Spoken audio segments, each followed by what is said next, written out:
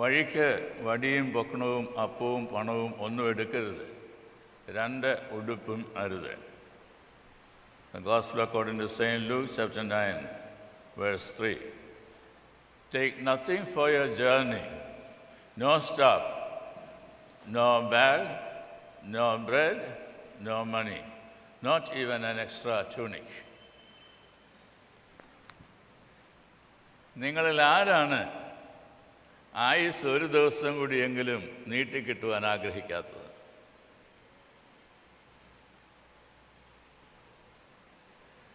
ഒരു പുതിയ വർഷത്തിലേക്ക് പ്രവേശിച്ചിരിക്കുന്ന അവസരത്തിൽ നമുക്ക് ഓരോരുത്തർക്കും ലഭിച്ചതായിട്ടുള്ള ഗ്രീറ്റിങ്സ്, ആശംസകൾ എത്ര വലിയതാണ്.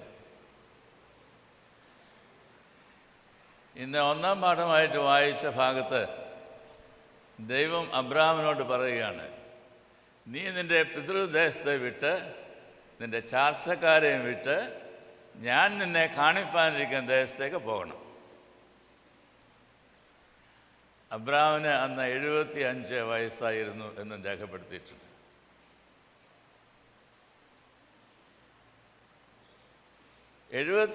വയസ്സ് പ്രായമാകുമ്പോൾ നമ്മളുടെ ജീവിതത്തിൽ നാം സെറ്റിൽഡാണ്.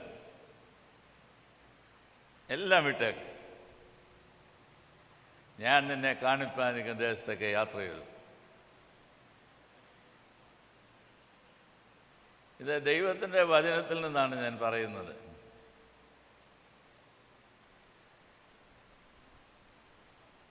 ഇഷ്ടമുണ്ടെങ്കിലും ഇഷ്ടമില്ലെങ്കിലും ഇത് സ്വീകരിച്ചേ വെക്കുള്ളൂ. ദൈവത്തെ പരിപൂർണമായിട്ട് ആശ്രയിച്ചുകൊണ്ട് ഈ ലോകത്തിൽ ദൈവമക്കളായിട്ട് ജീവിക്കുവാനായിട്ട് കഴിയുമോ? ഞാൻ മെത്രാച്ചനായ അവസരത്തിൽ സഭ എന്നെ ആദ്യമായിട്ട് അയച്ചത് മലബാറിലേക്കാണ്. ഒരു പ്രാവശ്യം ഞാൻ മലബാറിലെ കോട്ടയത്തുള്ള നമ്മുടെ ബദേൽ അരമനയിൽ വന്ന് പാർക്കുകയായിരുന്നു. രാത്രിയായിട്ടാണ് ഞാൻ വന്നത്. രാവിലെ ഞാൻ ഉണർന്നത് ആ അരമനയുടെ തൊട്ടടുത്തുള്ള ഒരു കുടിലിൽ, കൊച്ചു വീട്ടിൽ വൃദ്ധനായിട്ടുള്ളൊരു മനുഷ്യൻ എഴുന്നേറ്റിരുന്ന് വലിയ വായിൽ ദൈവസന്നിധിയിൽ പ്രാർത്ഥിക്കുന്നതായിട്ടുള്ള ശബ്ദം കേട്ടുകൊണ്ടാണ്. ആ വീട് കണ്ടാൽ, ആളുകളെ കണ്ടാൽ അവർക്കൊന്നും ഉണ്ട് എന്ന് നമുക്ക് തോന്നുകയില്ല. ഒന്നുമില്ല, അതാണ് യാഥാർത്ഥ്യം. എന്നാൽ ദൈവം ആധാരമായിട്ടുണ്ട്. അതുകൊണ്ട് ദൈവത്തിൻ്റെ സന്നിധിയിൽ തന്നെയും തൻ്റെ ഭവനത്തെയും തൻ്റെ ആവശ്യങ്ങളെല്ലാം സമർപ്പിക്കുകയാണ്. നീ തന്ന പുതിയ ദിവസത്തിനായിട്ട് സ്തോത്രം. ഇന്ന് എങ്ങനെ ജീവിക്കുമെന്ന് എനിക്കറിയാനായിട്ട് പാടില്ല, എന്ന് നിനക്കറിയാം. നിൻ്റെ കരങ്ങളിലേക്ക് എന്നെയും എൻ്റെ ഭവനത്തെയും ഞാൻ സമർപ്പിക്കുന്നു. സഭ എന്ന് പറയുന്നത് അപ്പോസ്തോലികവും ശിഷ്യത്വവുമുള്ളതായിട്ടുള്ള ഒരു സമൂഹമാണ്. നിഖ്യാ വിശ്വാസ പ്രമാണത്തിലൂടെ നാം പറയുന്നുണ്ട്, we believe in the one holy catholic and apostolic church. Catholic എന്നുള്ള വാക്കിൻ്റെ അർത്ഥം യൂണിവേഴ്സൽ എന്നുള്ളതാണ്, ലോകമെമ്പാടുമുള്ള സഭ. അപ്പോസ്തോലിക് എന്നുള്ള വാക്കിൻ്റെ അർത്ഥം ഐക്യപ്പെട്ടവരെന്നാണ്. ഇവിടെ ഇരിക്കുന്നതായുള്ള എല്ലാവരെയും, മാമോദിസയേറ്റതായുള്ള എല്ലാവരെയും ദൈവം തന്നോട് ചേർത്ത് നിർത്തുകയെന്ന് മാത്രമല്ല, ഐക്യുകയും ചെയ്യുന്നതായുള്ള ദൈവമാണ്. നിങ്ങൾ പോകാം. നിങ്ങൾ പോകുമ്പോൾ വഴിക്ക് വടിയും പൊക്കണവും ഒന്നും എടുക്കരുത്, അപ്പവും പണവും ഒന്നും വേണ്ട, 2 ഉടുപ്പും വേണ്ട. നാം വായിക്കുന്നത് ഈ ശിഷ്യന്മാരെ, കർത്താവിൻ്റെ ശിഷ്യന്മാരെ ഈ വാക്കുകൾ കേട്ട് അവരെ പോയ സ്ഥലങ്ങളിലെല്ലാം സുവിശേഷിച്ചും ജനങ്ങളെ സൗഖ്യമാക്കിക്കൊണ്ട് ഊരുകൾ തോറും സഞ്ചരിച്ചു എന്നതാണ്.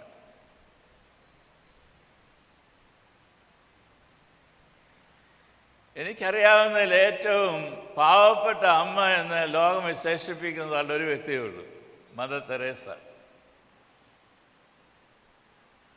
പാവപ്പെട്ടവരിൽ പാവപ്പെട്ടവരുടെ ഇടയിൽ ശുശ്രൂഷ ചെയ്യുവാനായിട്ട് വിളിക്കപ്പെട്ടു എന്ന ബോധ്യമുള്ളതായിട്ടുള്ള ആൾ. ഒന്നും കയ്യിലില്ല, എല്ലാം ദൈവം തൻ്റെ ജനങ്ങളിലൂടെ കാലാകാലങ്ങൾ നൽകുന്നതാണ്. എന്നിട്ട് ലോകത്തെ മുഴുവൻ കീഴടക്കുവാനായിട്ട് തനിക്ക് സാധിച്ചു. അവർ പോലും തനിക്കൊരു ജോലി ഉണ്ടായിരുന്ന കോൺവെൻറ്റിൽ നിന്ന് ഇറങ്ങുന്നതായിട്ടുള്ള അവസരത്തിൽ 2 സാരി, ഒരു തൊട്ടി, 5 രൂപ ഇതുമായിട്ട് ഇറങ്ങിയത്.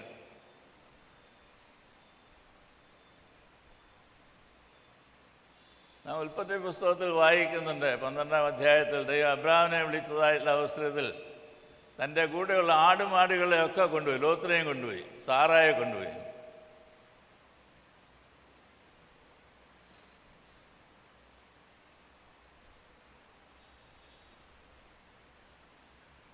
വട്ടപൂജ്യമായി, ഒന്നുമില്ലാത്തവരായി ഈ ലോകത്തിൽ ദൈവത്തെ അറിഞ്ഞ് ജീവിക്കുവാനായിട്ട് നമുക്ക് കഴിയുമോ? ഇതാണ് നമ്മുടെ മുമ്പിലുള്ള ചലഞ്ച്.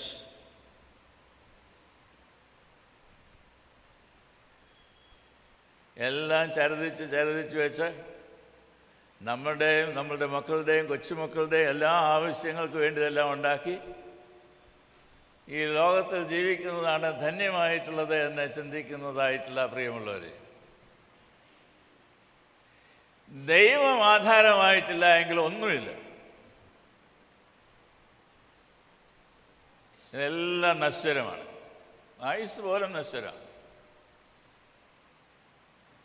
ഈ ലോകം മുഴുവൻ നേടിയിട്ട് നിന്റെ ആത്മാവിനെ രക്ഷിക്കുവാനായിട്ട് നിനക്ക് കഴിയില്ലെങ്കിൽ എന്താണ് പ്രയോജനം?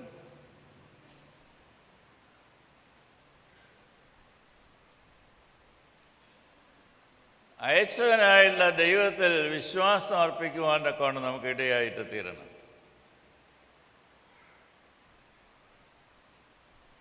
കാലം ചെയ്തതായുള്ള തോമസ് മാർ അത്തനേഷ്യസ് തിരുമേനി ചെയർമാനായിരിക്കുന്ന അവസരത്തിലാണ് നമ്മളുടെ വൈദിക സെമിനാരി, എൻ്റെ കളക്ഷൻ കൊണ്ട് നടന്നോന്ന് എനിക്കറിയാനായിട്ട് പാടില്ല, നടക്കണം, നടത്തി പൈസ ഒക്കെ പിരിച്ചു കൊടുക്കണം.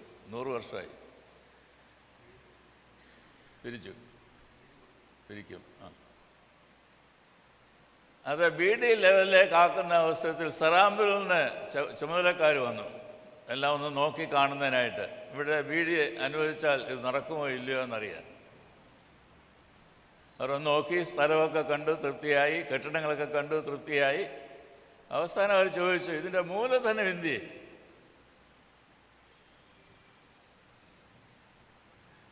അപ്പോൾ ചെയർമാനായിരിക്കുന്ന തോമസ് തിരുമേനിക്ക്, കാലം ചെയ്തതായിട്ടുള്ള അത്തനേഷ്യസ് തിരുമേനിക്ക് ഒരേ ഒരു മറുപടി, അത് ഞങ്ങളുടെ ജനങ്ങളുടെ കയ്യിലുണ്ട്, അവർ തരും. അതാണ് ചരിത്രം. ഒന്നും മൂലധനം ഉണ്ടാക്കി വെച്ചിട്ടല്ല നമ്മൾ എന്തെങ്കിലും ആരംഭിക്കുന്നത്. ഇന്ന് ബാഹ്യ കേരള മിഷൻ അതിനായിട്ട് വേർതിരിച്ചിരിക്കുന്നതായുള്ള ഞായറാഴ്ചയാണ്.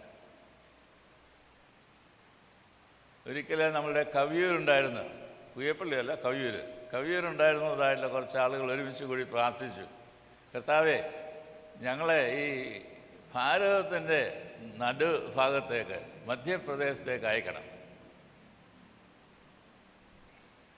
അങ്ങനെ പ്രാർത്ഥിച്ചതിന് ശേഷം അവരിൽ നിന്ന് ചിലർ എഴുന്നേറ്റ് നമുക്ക് പോകാം. അവർ ചെന്ന് അന്നത്തെ മെത്രാപ്പോലിത്താരെടുത്ത് എന്ന് പറഞ്ഞു, തിരുമേനി ഞങ്ങൾ അങ്ങോട്ട് പോവുകയാണ്, യാത്ര ചെയ്യാൻ പോവുകയാണ്.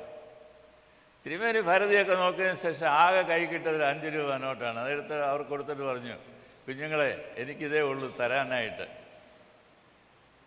അപ്പോൾ അവർ മറുപടിയായിട്ട് പറഞ്ഞു, തിരുമേനി, ഞങ്ങളിതിനല്ല വന്നത്, ഞങ്ങൾ വന്നത് തിരുമേനി ഞങ്ങൾക്ക് വേണ്ടി പ്രാർത്ഥിക്കണം എന്ന് പറയാനായിട്ടാണ്. പ്രാർത്ഥിച്ചാൽ മതി, ദൈവം ഞങ്ങളെ നിർത്തിക്കൊള്ളും.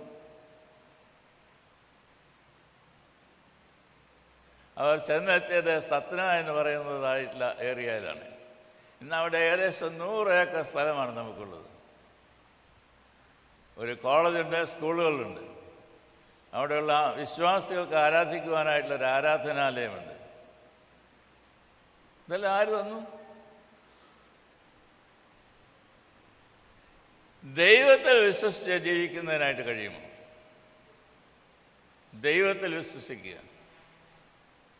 ആർക്കും ദൈവത്തെ കൊടുത്ത് തോൽപ്പിക്കുവാനായിട്ട് സാധിക്കുകയില്ല.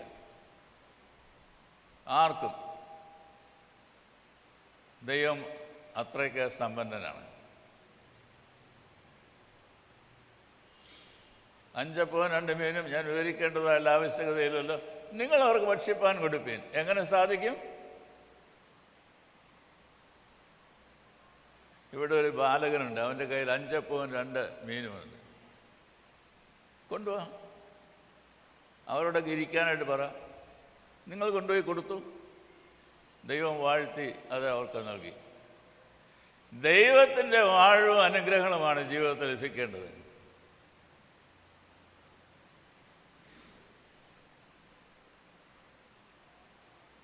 ഇന്ന് യൂത്ത് മൈഗ്രേഷൻ്റെ കാലഘട്ടമാണ്. നമ്മളുടെ യൗവനപ്രായത്തിലുള്ള കൗമാരപ്രായത്തിലുള്ളതായുള്ള കുഞ്ഞുങ്ങൾ ലോകത്തിൻ്റെ വിവിധ ഭാഗങ്ങളിലേക്ക് പോകുന്നു. നമുക്കും അവർക്കും ഭാരം എത്രമാത്രം പണമുണ്ടെങ്കിൽ ജീവിക്കാൻ കഴിയുമെന്നതാണ്. ദൈവത്തെ കൊടുത്തു വിടുവാനായിട്ട് സാധിക്കും. ദൈവത്തെ കൊടുക്കുവാനായിട്ട് സാധിക്കും. ദൈവമുള്ളവരായിട്ട് ജീവിക്കണം എന്നവരോട് പറയാനായിട്ട് കഴിയുമോ?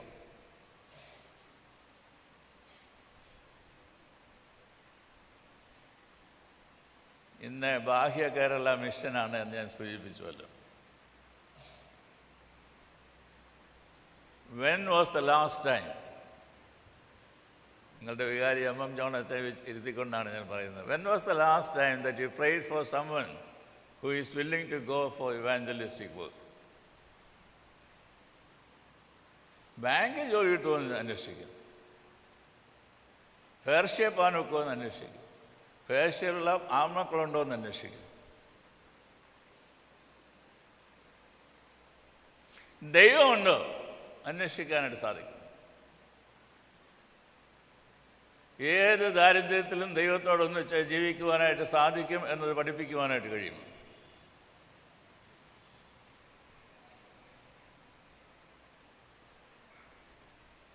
രണ്ടാമതായിട്ട് നാം ഓർത്തിരിക്കേണ്ട, ആദ്യത്തേത് ദൈവത്തിലുള്ള അടിയുറച്ച വിശ്വാസം. രണ്ടാമതായിട്ട് ദൈവത്തിൻ്റെ വിശ്വസ്തത നാം മനസ്സിലാക്കുന്ന അവസരത്തിൽ അത് നമ്മുടെ ജീവിത സാക്ഷ്യമായിട്ട് മാറണം. നമ്മെ വിളിച്ചിരിക്കുന്നതായുള്ള ദൈവം വലിയവനായിട്ടുള്ള ദൈവമാണ്, ജീവിക്കുന്നതായുള്ള ദൈവമാണ്.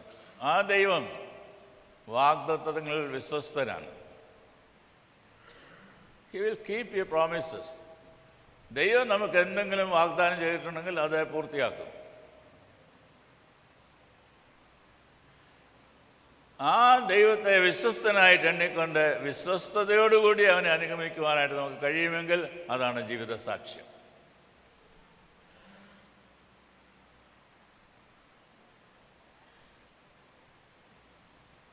ഈ ഭാഗം തന്നെ നമ്മെ പഠിപ്പിക്കുന്നുണ്ട്. ഏവങ്കേലിയോനിൽ വായിച്ചതായുള്ള ഭാഗം തന്നെ നമ്മെ പഠിപ്പിക്കുന്നുണ്ട്. ലൂക്കോസിൻ്റെ സുവിശേഷം 9-ാം അധ്യായം അത് നമ്മെ പഠിപ്പിക്കുന്നുണ്ട്. നിങ്ങളുടെ നേരെ വാതിൽ കൊട്ടിയടയ്ക്കുന്നതായുള്ള ആളുകൾ വരെയുണ്ട്. സുവിശേഷം കേൾക്കുവാൻ താല്പര്യമുള്ള ആളുകളുണ്ട്, വാതിൽ കൊട്ടിയടയ്ക്കുകയും ചെയ്യും. പൊയ്ക്കോ, ഇവിടെയെങ്കിലും വരണ്ട, ഒന്നും പറയണ്ട. ഇത് രണ്ടും ഒരേ സമഭാവനയിൽ സ്വീകരിക്കുവാനായിട്ട് കഴിയും. യെസ് ആൻഡ് നോ സ്വീകരിക്കുവാനായിട്ട് കഴിയും.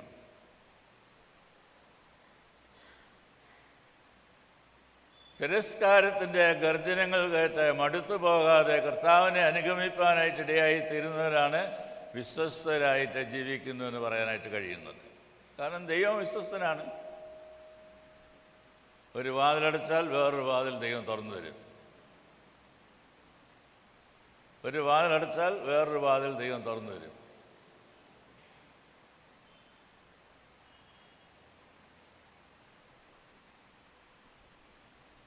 ഇന്ന് വിദ്വേഷത്തിൻ്റെയും വെറുപ്പിൻ്റെയും ലോകത്തിലാണ് നാം ജീവിക്കുന്നത്. ഈ ദിവസങ്ങളിലൊക്കെ ഉള്ള കൺവെൻഷനിലൂടെ നിങ്ങൾ കേട്ട് കാണും. വിദ്വേഷവും വെറുപ്പും ഒക്കെ നിറഞ്ഞതായുള്ള ലോകത്തിൽ എന്താണ് ക്രിസ്തീയമായിട്ടുള്ളത്? കുറേ കൂടെ വെറുപ്പ് വർദ്ധിപ്പിക്കുകയാണോ? കുറേ കൂടെ പക വർദ്ധിപ്പിക്കുകയാണോ? വിദ്വേഷം പുലർത്തുകയാണോ?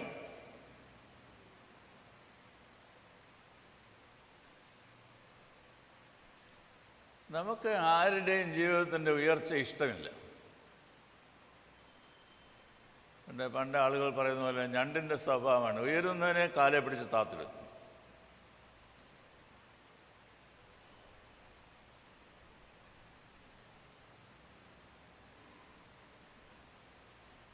നീ കണ്ടിട്ടുള്ള സഹോദരനെ നിനക്ക് സ്നേഹിപ്പാനായിട്ട് അറിയില്ല എങ്കിൽ കാണാത്തതായുള്ള ദൈവത്തെ എങ്ങനെ സ്നേഹിപ്പാൻ കഴിയും? നീ വായിച്ചു കേട്ടതായുള്ള വേദഭാഗമാണ്. വിശുദ്ധ യോഹന്നാൻ തൻ്റെ ലേഖനത്തിലൂടെ നമ്മോട് പറഞ്ഞതായുള്ള ഭാഗമാണ്. കണ്ടിട്ടുള്ള സഹോദരനെ സ്നേഹിക്കാനായിട്ട് കഴിയത്തില്ലെങ്കിൽ എങ്ങനെയാണ് കണ്ടിട്ടില്ലാത്ത ദൈവത്തെ സ്നേഹിക്കാനായിട്ട് കഴിയുന്നത്?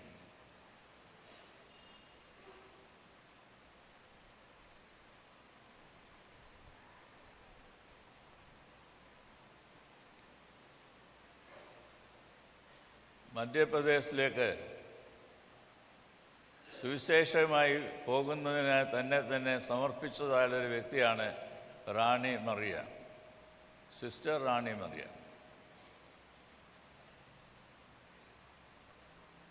അവർ രാത്രിയിൽ യാത്ര ചെയ്യുന്നതായുള്ള അവസരത്തിൽ തൻ്റെ അടുത്തിരുന്നതായിട്ടുള്ള ഒരുവൻ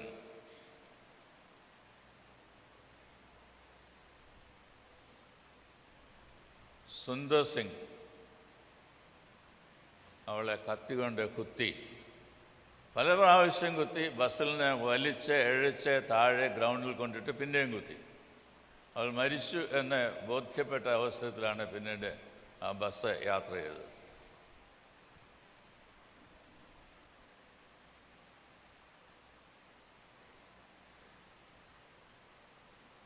തൻ്റെ സഹോദരി മരിച്ചതായില്ല അതേ സ്ഥലത്ത് തന്നെ പ്രവർത്തിക്കുന്നതിനായിട്ട് റാണി മറിയയുടെ സഹോദരി സോണിയ പോവുകയുണ്ടായി.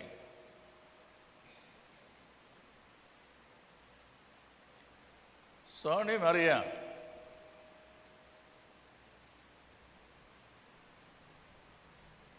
ആയിരത്തി 1995 മരിച്ച അവസരത്തിൽ ഘാതകനായിട്ടുള്ള സുന്ദർ സിംഗിനോട് അവൻ്റെ കാരാഗ്രഹത്തിൽ ചെന്ന് പറഞ്ഞു,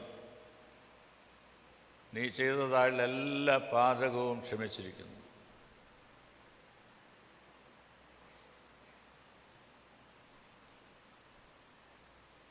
നീയാണ് എൻ്റെ സഹോദരിയെ കൊന്നത് എന്നെനിക്കറിയാം, അതുകൊണ്ട് നീ ജീവപര്യന്തം തടവിലായിരിക്കുകയാണ്. ഈ തടവിൽ ഞാൻ വന്ന് നിന്നോട് പറയുകയാണ്, നിൻ്റെ എല്ലാ കുറ്റവും ക്ഷമിച്ചിരിക്കുന്നു. അവിടെ അവസാനിച്ചില്ല. അടുത്ത വർഷം അമ്മ ഈ സോണി മറിയയെ കാണുന്നതിനായിട്ട് ചെന്ന അവസരത്തിൽ അടുത്ത വർഷം 2003 അവിടെ ചെന്ന് അവൻ്റെ കരം ചുംബിച്ചിട്ട് പറഞ്ഞു, നീ ഞങ്ങളുടെ ഭവനത്തിലൊരംഗമാണ്, നീ ഞങ്ങളുടെ ഭവനത്തിലൊരംഗമാണ്, എൻ്റെ മകനാണ് എന്നാ പറഞ്ഞതിൻ്റെ അർത്ഥം. ആർക്കാണ് ഇങ്ങനെ സ്നേഹിക്കുവാൻ കഴിയുന്നത്? കർത്താവായ യേശു ക്രിസ്തുവിൽ ദൈവം വെളിപ്പെടുത്തി തന്ന ദൈവസ്നേഹത്തെ അറിയുന്നവർക്കല്ലാതെ ആർക്കാണ് സ്നേഹിക്കാൻ കഴിയുന്നത്? ഗ്രഹാം സ്റ്റെയിൻസും 2 മക്കളും രാത്രിയിൽ ചുട്ട് കത്തിച്ച് ചാമ്പലാക്കിയതായിട്ടുള്ള അവസരത്തിൽ ഗ്ലാഡിസ് സ്റ്റെയിൻ ഈ ഭാരതത്തോട് പറഞ്ഞു, ഞങ്ങളുടെ രീതി ഇതല്ല, ഞങ്ങൾ സ്നേഹത്തിൽ ശുശ്രൂഷ ചെയ്യാനായിട്ട് ഈ ലോകത്തിലേക്ക് വന്നതാണ്, ഈ പ്രദേശത്തേക്ക് വന്നതാണ്. ഓസ്ട്രേലിയക്കാരിയാണ്. ഒറീസയിലുള്ള കുഷ്ഠരോഗികളുടെ ഇടയിലാണ് ശുശ്രൂഷ ചെയ്തുകൊണ്ടിരുന്നത്. അതിനായിട്ടാണ് അതിഷ്ടമില്ലാത്തതായില്ല, മതപരിവർത്തനമാണ് എന്ന് പറഞ്ഞ് ചുട്ട് കത്തിച്ച് ചാമ്പലാക്കിയത്. ഒരു വിദ്വേഷവുമില്ല, ഞങ്ങൾ ഈ ശുശ്രൂഷ തുടരും.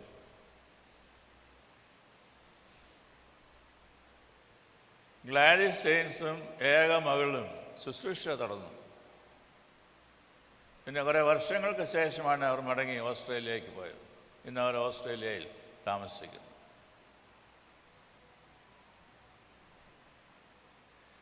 നമുക്ക് ഇഷ്ടമില്ലാത്ത ഒരാളോട് എങ്ങനെയാണ് സ്നേഹിക്കാൻ കഴിയുന്നത്? നമ്മുടെ ശത്രുത പുലർത്തുന്നതായുള്ള ഒരാളോട് എങ്ങനെയാണ് സ്നേഹിക്കാൻ കഴിയുന്നത്?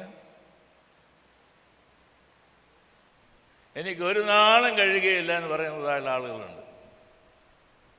ഞാൻ പറയട്ടെ, ദൈവം കർത്താവായ യേശു ക്രിസ്തുവിൽ നമ്മെ പഠിപ്പിച്ചിരിക്കുന്നു, കഴിയും. You can forgive. നാം മനസ്സ് വയ്ക്കണം. ഈർഷ, പക, വിദ്വേഷം, വെറുപ്പ് ഇതെല്ലാം നമുക്കുണ്ടാകുന്നതായുള്ള അവസരത്തിൽ അതിനെ ചവിട്ടി താഴ്ത്തി സ്നേഹിക്കുന്നു എന്ന് പറയുന്നതിനായിട്ട് കഴിയണം. ഇത് മറ്റാർക്കും കഴിയുകയില്ല. ദൈവത്തെ അറിയുന്ന കർത്താവായ യേശു ക്രിസ്തുവിൽ ഈ ലോകത്തിൻ്റെ സൃഷ്ടാവായുള്ള ദൈവത്തെ അറിയുന്നതായുള്ള ക്രിസ്ത്യാനികൾക്ക് മാത്രം. only you can, only we can. ഇതാണ് നമ്മുടെ ജീവിതത്തിൻ്റെ സാക്ഷ്യമായിട്ട് തീരേണ്ടത്. ഇതാണ് നമ്മുടെ മക്കളെ പഠിപ്പിക്കേണ്ടത്. ഇതാണ് തലമുറകളിലൂടെ കൈമാറുവാൻ കൊണ്ട് നമുക്ക് ഇടയാവേണ്ടത്. രണ്ട് കാര്യങ്ങളെ ഞാൻ പറഞ്ഞുള്ളൂ. ഒന്ന്, ദൈവത്തിൽ അടിയുറച്ച് വിശ്വാസമുള്ളവരായിരിക്കണം. രണ്ട്, അവൻ്റെ വിശ്വസ്തത മനസ്സിലാക്കാൻ നമുക്ക് വിശ്വസ്തരായിട്ട് അതിനെ അനുഗമിക്കുന്നതിനായിട്ട് സാധിക്കണം. അതിൻ്റെ വഴി സ്നേഹത്തിൻ്റേതായുള്ള വഴിയാണ്. കർത്താവേ, നിന്നിലൂടെ വെളിപ്പെട്ടതായുള്ള സ്നേഹത്തെ തിരിച്ചറിഞ്ഞ് അന്യോന്യം സ്നേഹിപ്പാൻ ഞങ്ങളെ പഠിപ്പിക്കണമേ എന്ന് പ്രാർത്ഥിക്കാം.